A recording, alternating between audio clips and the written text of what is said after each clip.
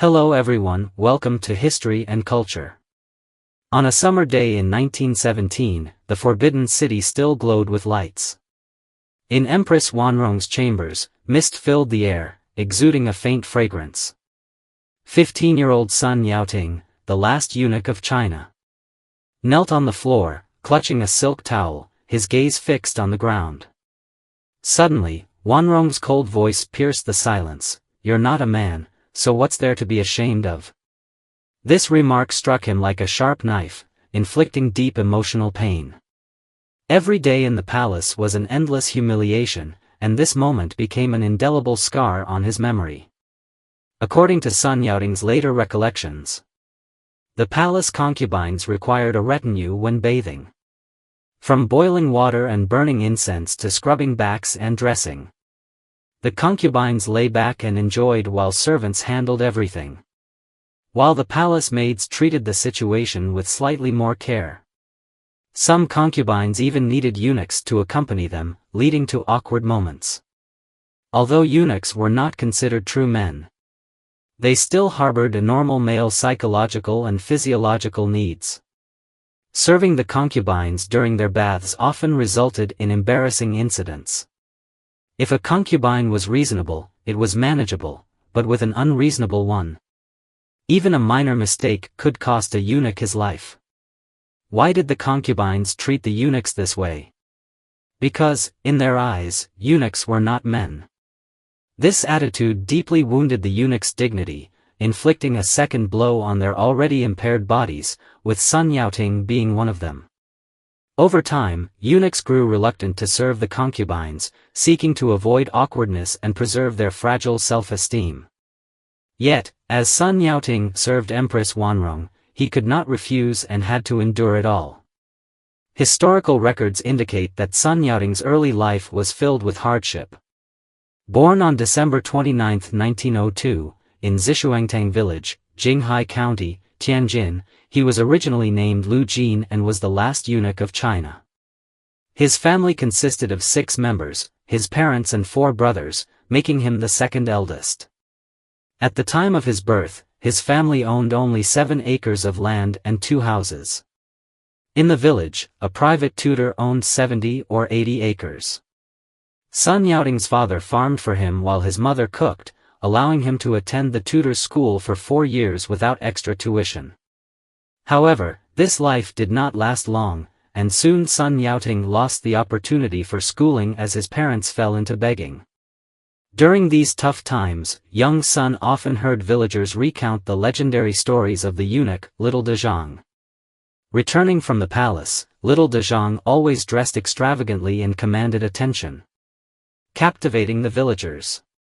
His glamorous life profoundly fascinated 6-year-old Sun, instilling a yearning for a brighter future.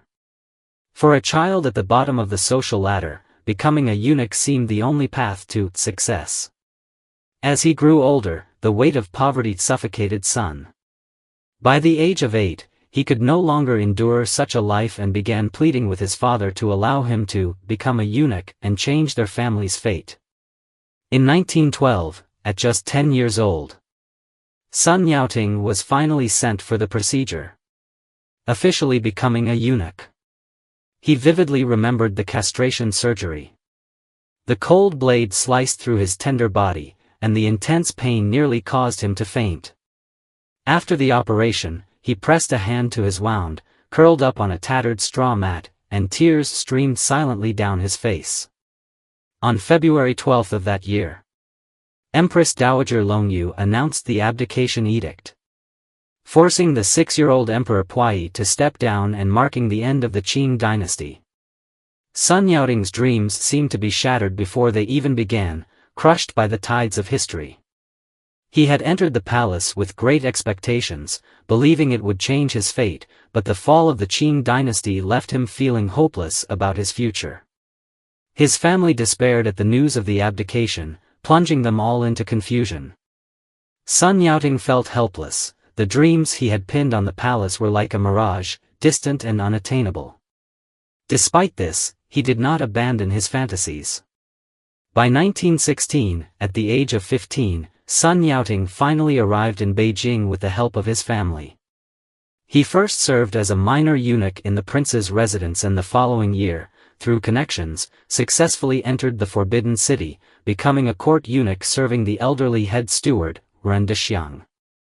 Later, on Ren Dexiang's recommendation, Sun Yaoting was assigned to serve in the palace of Empress Dowager Duankang, marking the beginning of his court life. In 1922, when Puyi got married, Sun Yaoting was assigned to the side of Empress Wanrong as her personal eunuch. Initially, he thought this was a rare opportunity to elevate his status. But the reality was endless humiliation and torment. Empress Wanrong showed him no respect, often carelessly undressing in front of him. She frequently remarked, "You're not a man, so why be shy?" Her words cut like a sword, piercing Sun Yaoting's heart. Every day was spent in this sense of humiliation. Although he had lost the qualifications of manhood as a eunuch, his inner pride never completely vanished. The empress's mockery kept him tossing and turning at night, without anyone to confide in or any way to escape. As time passed, the feeling of humiliation intensified, constantly reminding him that he was merely a shadow who had lost his gender, without status or dignity. In the Forbidden City, Sun Yaoting not only endured disdain from his superiors but also faced pressure and threats from various quarters. Once, he was caught discussing matters related to Puyi and Wanrong in private, and Puyi, furious, even threatened to have him executed. Sun Yaoting, terrified, knelt and begged for mercy, repeatedly bowing his head to save his life. From then on, fear of Puyi took deep root in him. Even delivering food or messages to the Palace of Tranquility and Longevity required utmost caution, fearful of making another mistake. Thus, behind the luxury and glory of the Forbidden City lay many eunuchs like Sun Yaoting, who suffered in darkness, enduring humiliation and fear. Their lives resembled an endless nightmare, always on the edge of being abandoned or punished. In 1924, Feng Yuxiang launched a coup, completely expelling the Qing royal family. Sun Yaoting, like other eunuchs, was driven out of the Forbidden City, losing his job. He had hoped this upheaval might change his fate, but reality disappointed him once more, leaving him with few options. In 1932, with Japanese support, Puyi became the emperor of the Manchukuo. Although expelled from the palace, Sun Yaoting decided to go to Manchukuo, hoping to continue serving Puyi. However, life back with Puyi was not as wonderful as he had imagined. He was assigned to the palace service team, primarily handling menial tasks, living under very difficult conditions.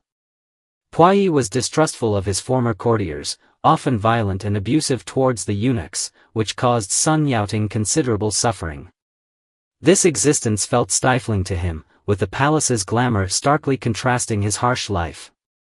Worse yet, during this time, Sun Yaoting contracted an infectious lung disease.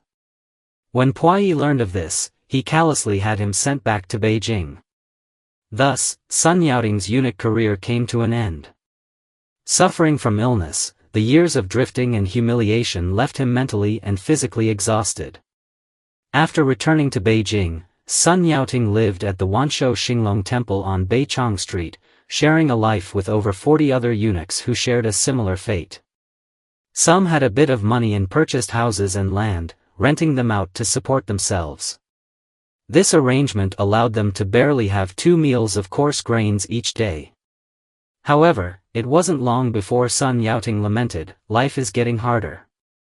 Over time, the rented properties deteriorated, and the rent collected was insufficient for repairs.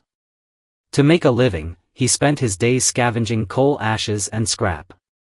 Although the local government showed some sympathy and provided minimal living subsidies, these could not change the dismal life they faced in their later years.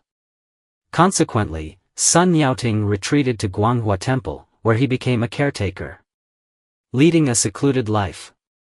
In his later years, Sun Yaoting often reminisced about his past in the palace, filled with complex emotions. In 1993, accompanied by his family, he returned to the Forbidden City in a wheelchair after 69 years. Upon returning, memories flooded back, intertwining the splendor of the Forbidden City with his humiliation, as if he were caught in a dream from which he could not awaken. Sun Yaoting passed away in December 1996 in Beijing, at the age of 94. His autobiography, The Last Eunuch of China, was adapted into a film in 1988. Before his death, Sun Yaoting refused to bathe, claiming he hadn't washed for 19 years because he could not bear to see his damaged body. This man, burdened with humiliation throughout his life, could not escape his inner pain and inferiority even until his last moments. Sun Yaoting's life is not only a history of the humiliation faced by eunuchs but also a reflection of the fates of countless individuals amid the tides of change in an era. This is the History and Culture channel. Liking and subscribing are the greatest help and support to us. Thank you everyone and see you in the next time.